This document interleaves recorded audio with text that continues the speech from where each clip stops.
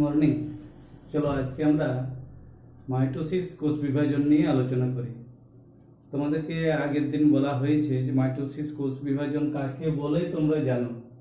তাহলে আজকে আমরা জানবো মাইটোসিস বিভাজনের বিভিন্ন দশাগুলো, কোন কোন দশার মধ্য দিয়ে মাইটোসিস বিভাজন ঘটে থাকে।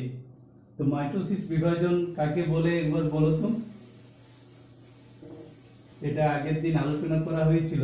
মাইটোসিস হচ্ছে যে পরোক্ষ কোষ বিভাজন পদ্ধতিতে মাতৃকোষের নিউক্লিয়াস, ক্রোমোজোম এবং সাইটোপ্লাজম প্রত্যেকেই একবার মাত্র বিভাজিত হয়ে মাতৃকোষের সম আকৃতি, সম বৈশিষ্ট্য ও সমসংখ্যক ক্রোমোজোম বিশিষ্ট দুটি অপত্য কোষ সৃষ্টি করে, তাকে মাইটোসিস বলে। তাহলে মাইটোসিসে কি হয়, একটা কোষ বিভাজিত হচ্ছে যার ক্রোমোজোম সংখ্যা হচ্ছে, দেহকোষ বটে, তাহলে সেখানে কি হচ্ছে ক্রোমোজোম আছে ডিপ্লয়েড সংখ্যক অর্থাৎ 2n।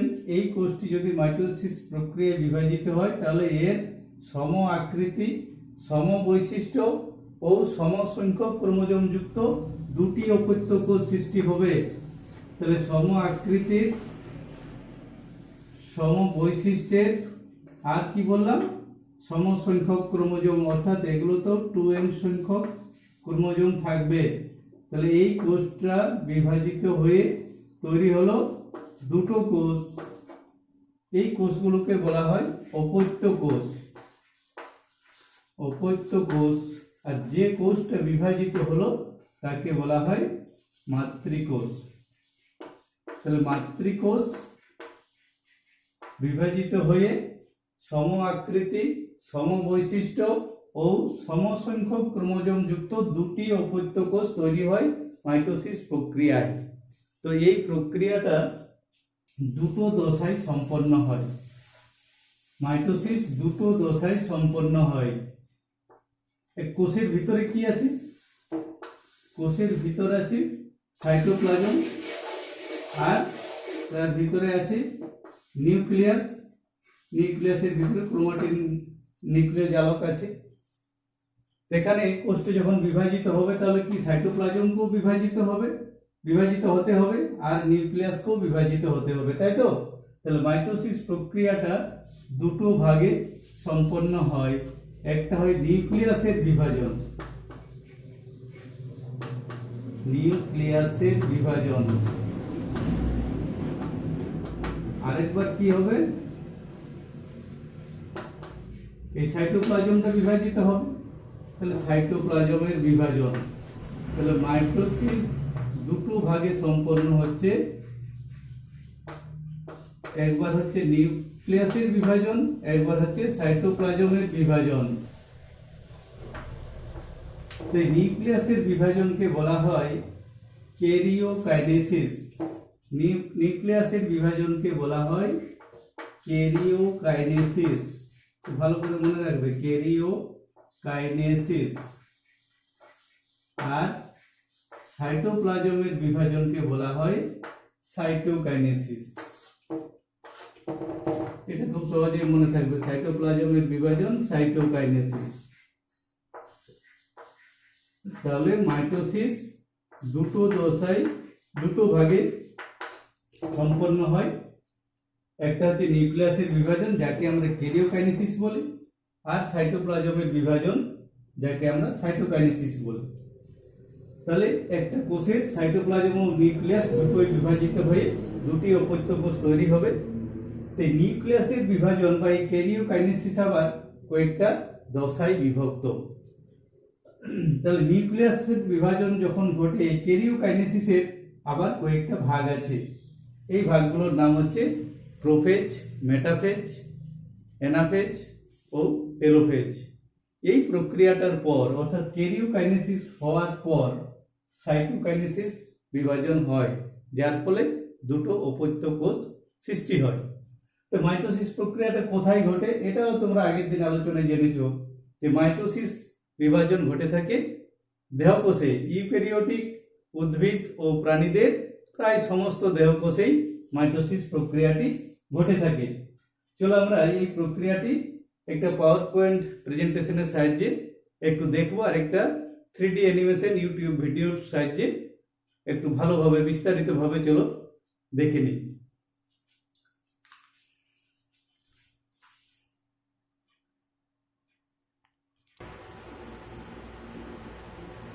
দেখো তো পড়া যাচ্ছে কিনা।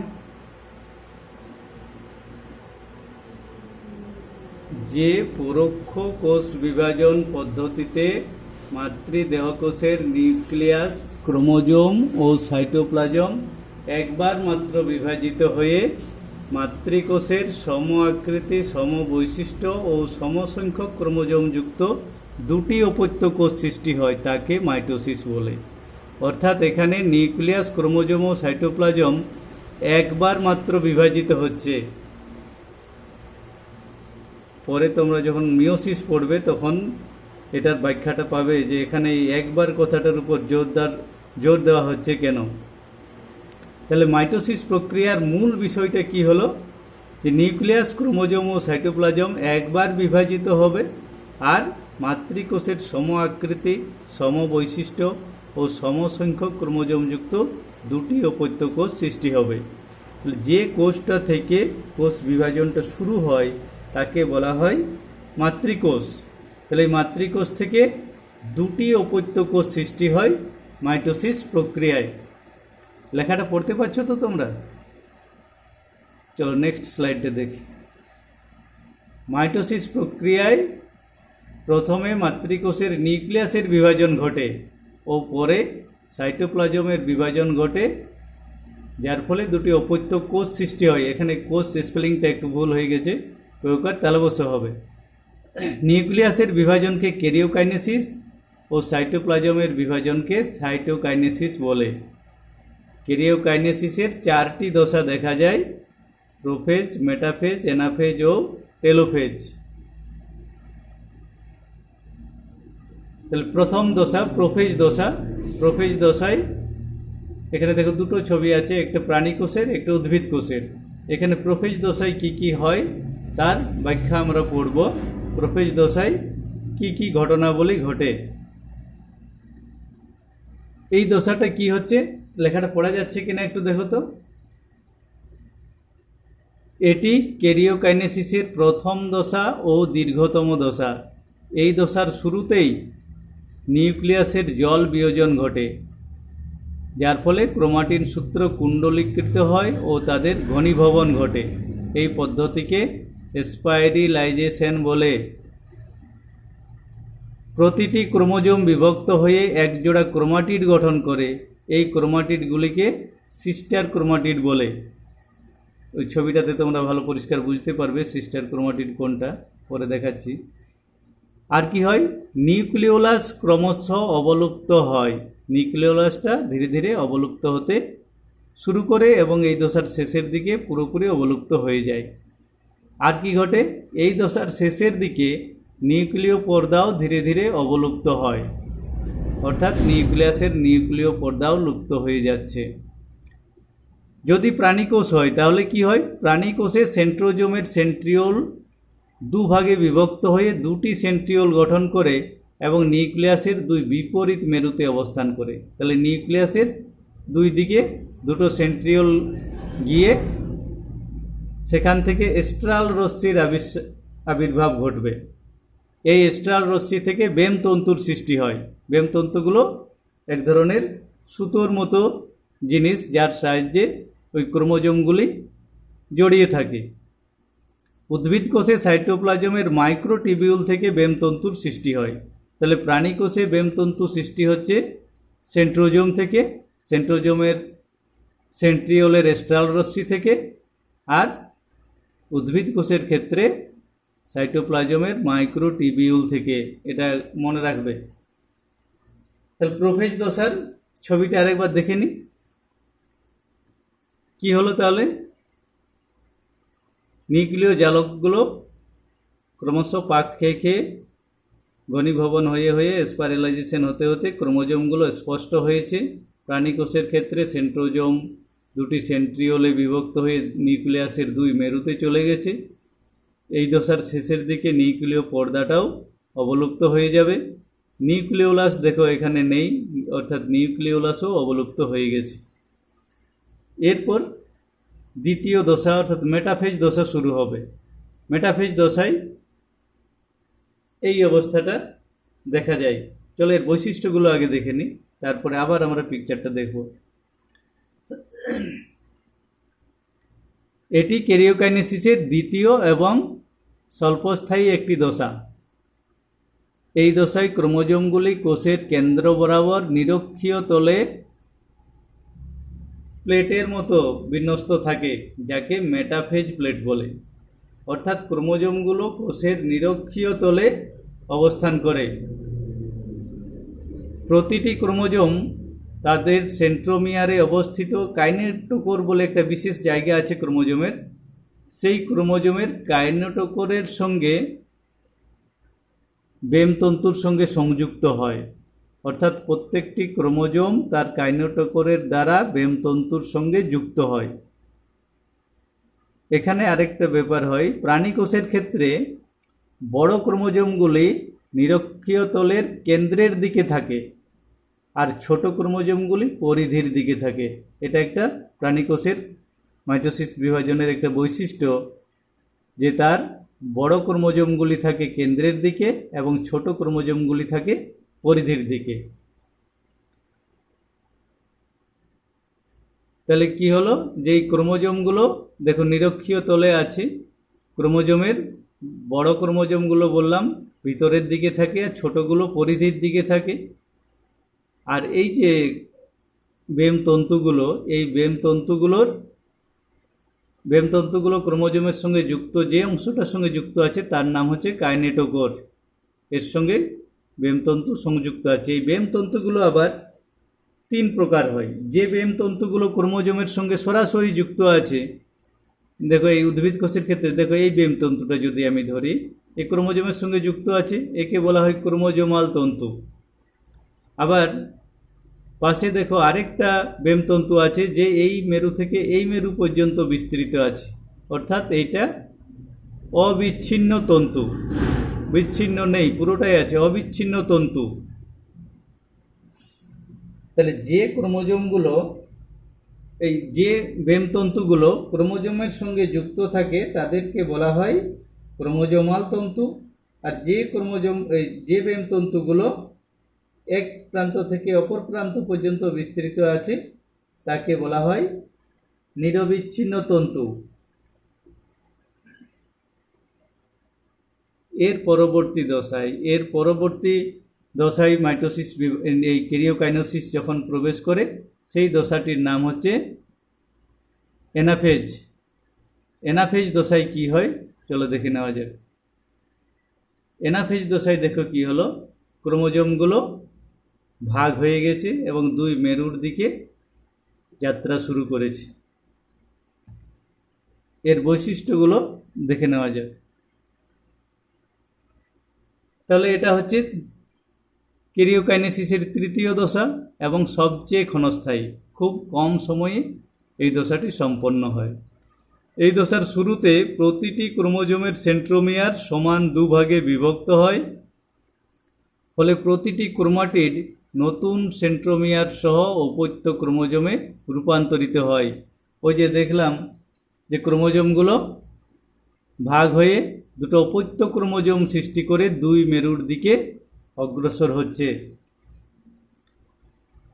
ক্রোমোজোমাল বেমতন্তুর সংকোচন ও অপত্য ক্রোমোজোমগুলির মধ্যে বিকর্ষণ দেখা দেওয়ায় অর্ধেক ক্রোমোজোম বেমের উত্তর মেরুর দিকে এবং বাকি অর্ধেক ক্রোমোজোম বেমের দক্ষিণ মেরুর দিকে সরে যেতে থাকে। একে অ্যানাফেজীয় চলন বলে। এই যে দেখো, যেই ক্রোমোজোমগুলো বিপরীত দিকে সরছে, বিপরীত দিকে যে অগ্রসর হচ্ছে, এটাকে বলা হয় অ্যানাফেজীয় চলন। পরে আমরা একটা 3D animation video, YouTube video দেখব, তখন দেখতে পাবো যে ক্রোমোজোমগুলো কিভাবে ওই মেরুর দিকে অগ্রসর হচ্ছে। তো তো এই অগ্রসর হওয়ার কারণটাও একটু মনে রাখবে যে ওই ক্রোমোজোমাল যে ব্যামতন্তুগুলো আছে সেই ব্যামতন্তুগুলো সংকুচিত হতে থাকে। তাহলে ব্যামতন্তুগুলো যখন সংকুচিত হয় অর্থাৎ দুই বিপরীত মেরুর দিকে টান পড়ছে, যার ফলে ক্রোমোজোমগুলো বিপরীত দিকে যাওয়া শুরু করে। আরেকটা কারণ হচ্ছে যে এই যে অপত্য ক্রোমোজোমগুলি তাদের নিজেদের মধ্যে বিকর্ষণ শুরু হয়, যেটাও ওই অ্যানাফেজীয় চলনে সহায়তা করে। এই সময় আরেকটা ঘটনা ঘটে। আগে তোমরা দুটো ব্যামতন্তুর নাম শুনেছিলে, একটা হচ্ছে ক্রোমোজোমাল তন্তু, আরেকটা নিরবিচ্ছিন্ন ব্যামতন্তু। এখানে এই অ্যানাফেজ দশায় এসে ইন্টারজোনাল ব্যামতন্তুর আবির্ভাব ঘটে। তাহলে ব্যামতন্তু তিন প্রকার, আগে দুটো পড়েছিলে।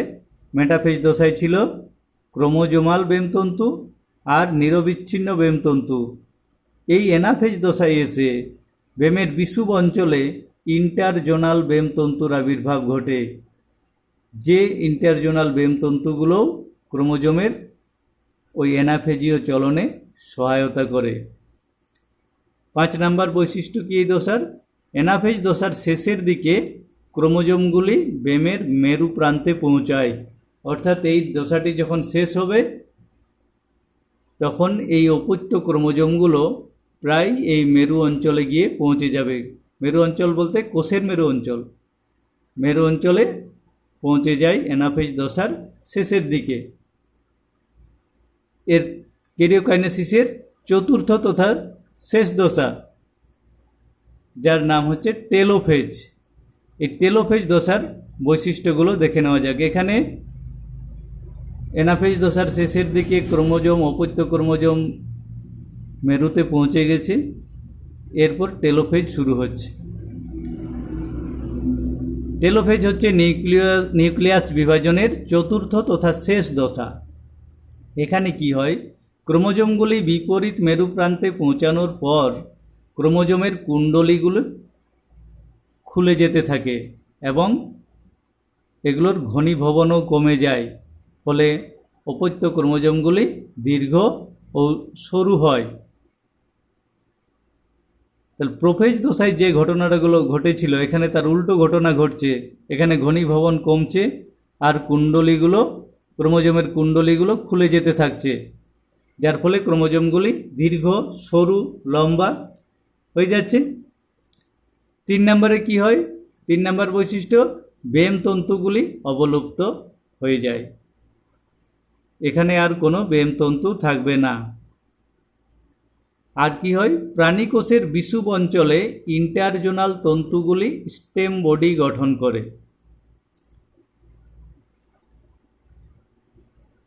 5 নম্বর বৈশিষ্ট্য, দুই প্রান্তেই ক্রোমোজোমগুলিকে ঘিরে নিউক্লিয় পর্দার আবির্ভাব ঘটে।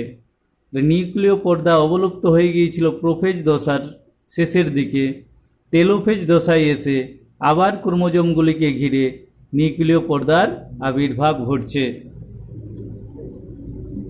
প্রোফেজ দশায় আরেকটা ঘটনা ঘটেছিল, নিউক্লিওলাস অবলুপ্ত হয়ে গিয়েছিল। টেলোফেজ দশায় এসে আবার নিউক্লিয় পর্দার ভিতরে নিউক্লিওলাসের আবির্ভাব ঘটে। 7 নম্বর বৈশিষ্ট্য, ক্রোমোজোমগুলি ধীরে ধীরে নিউক্লিয় জালকে রূপান্তরিত হয়। প্রোফেজ দশায় যেমন নিউক্লিয় জালক থেকে ক্রোমোজোম তৈরি হচ্ছিল, এখানে এসে আবার এই প্রোফেজ দশায় কী হয়েছিল, নিউক্লিয় জালক থেকে ক্রোমোজোম তৈরি হয়েছিল। এখানে ক্রোমোজোমগুলি ধীরে ধীরে নিউক্লিয় জালকে রূপান্তরিত হয়। আর এই দশার শেষে দুটি অপত্য নিউক্লিয়াস গঠিত হয়। তাহলে টেলোফেজ দশায় এসে আমরা দুটি অপত্য নিউক্লিয়াস পেয়ে যাচ্ছি। তাহলে এখনও আমরা অপত্য কোষ পাইনি।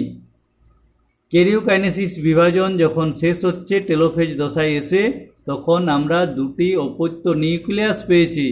এখান থেকে একটা প্রশ্ন আসে, ক্যারিওকাইনেসিসের কোন দশায় অপত্য নিউক্লিয়াস দুটি পাওয়া যায়? তাহলে টেলোফেজ দশায় অপত্য নিউক্লিয়াস দুটি পাওয়া যায়। এই টেলোফেজ দশার শেষ হওয়ার সময় তাহলে আমরা পেয়েছি কি, দুটি অপত্য নিউক্লিয়াস পেয়েছি। এরপর কি ঘটবে, এই টেলোফেজের পর ঘটে সাইটোকাইনেসিস, অর্থাৎ এবার সাইটোপ্লাজম বিভাজিত হবে। সাইটোপ্লাজম বিভাজিত হলেই আমরা দুটি অপত্য কোষ পাব এবং দুটোর মধ্যেই নিউক্লিয়াস থাকবে। সাইটোকাইনেসিসটা কেমন হয়? উদ্ভিদ কোষের ক্ষেত্রে টেলোফেজ চলাকালীন বেমের বিষুব অঞ্চলের মাঝ বরাবর কোষপাত বা সেল প্লেট গঠিত হয়। এই সেল প্লেটের দুপাশে অন্যান্য বস্তু জমা হয়ে কোষ প্রাচীর গঠিত হয়, ফলে সাইটোপ্লাজম বিভাজিত হয়ে দুটি অপত্য কোষ গঠন করে। অর্থাৎ উদ্ভিদ কোষের ক্ষেত্রে কি হচ্ছে, এখানে কোষের মাঝ বরাবর একটা কোষপাত বা সেল প্লেট গঠিত হচ্ছে এবং এই সেল প্লেটের দুপাশে বিভিন্ন বস্তু জমা হয়ে কোষ প্রাচীর তৈরি করে, যার ফলে সাইটোপ্লাজম বিভাজিত হয়ে দুটি অপত্য কোষ তৈরি করে। প্রাণী কোষের ক্ষেত্রে কিন্তু সাইটোপ্লাজম বিভাজিত হয় ক্লিভেজ পদ্ধতিতে, অর্থাৎ প্রাণী কোষে সাইটোপ্লাজম ক্লিভেজ পদ্ধতিতে বিভাজিত হয়ে দুটি অপত্য কোষ গঠন করে। তাহলে সাইটোকাইনেসিস সম্পন্ন হওয়ার পর আমরা দুটো অপত্য কোষ পাচ্ছি, যে অপত্য কোষগুলো মাতৃকোষের সম আকৃতি, সম বৈশিষ্ট্য ও সম সংখ্যক ক্রোমোজোম যুক্ত তৈরি হয়েছে। তাই মাইটোসিসকে বলা হয় সদৃশ্য বিভাজন বা সমবিভাজন।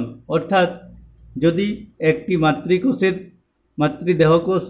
দেহকোষ বিভাজিত হইতো মাইটোসিস প্রক্রিয়ায়, তাহলে একটি দেহকোষের ক্রোমোজোম সংখ্যা, ধরো মানুষের একটি কোষের মধ্যে 46টি ক্রোমোজোম আছে, তাহলে মাইটোসিস প্রক্রিয়ায় যদি মানুষের একটি দেহকোষ বিভাজিত হয়, তাহলে যে দুটি অপত্য কোষ তৈরি হবে সেই কোষগুলোর প্রত্যেকটিতেই কিন্তু 46টি করেই ক্রোমোজোম থাকবে, তাই তো? অর্থাৎ মাইটোসিস প্রক্রিয়ায় সম সংখ্যক ক্রোমোজোম বিশিষ্ট দুটি অপত্য কোষ তৈরি হয়। তাহলে মাইটোসিস প্রক্রিয়াটা সম্পন্ন হলো সাইটোকাইনেসিসে এসে। তাহলে এখানে সাইটোকাইনেসিস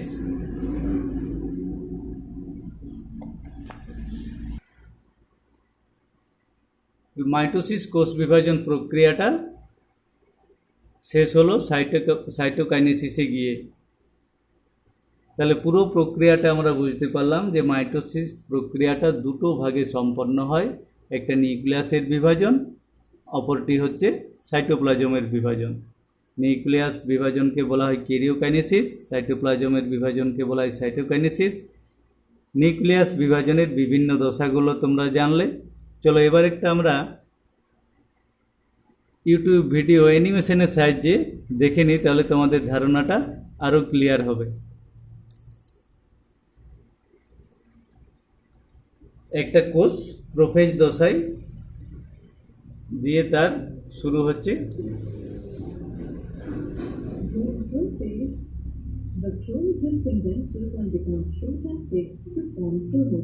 তাহলে এখানে ক্রোমোজোম তৈরি হয়ে গেল।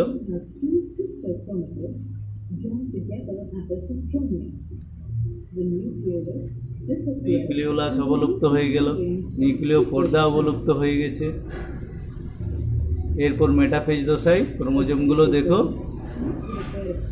ক্রোমোজোমগুলো মাঝ বরাবর সজ্জিত হচ্ছে, বেম তন্তু আবির্ভূত হচ্ছে।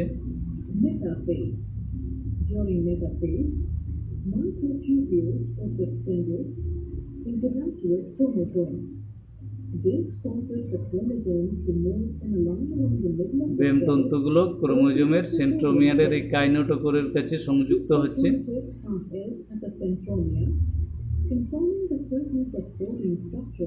এই অংশগুলো কাইনেটোকোর।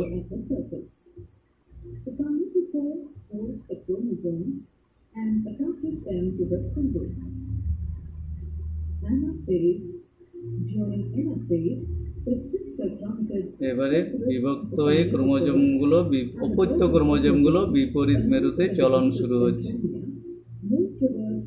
যাকে অ্যানাফেজীয় চলন বলে। দেখো ক্রোমোজোমগুলো বিপরীত মেরুর দিকে অগ্রসর হচ্ছে,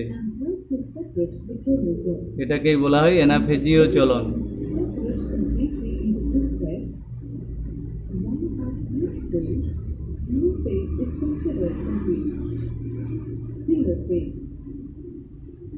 During telophase, the delta chromosomes arrive at the pole and the chromatin starts to decoil.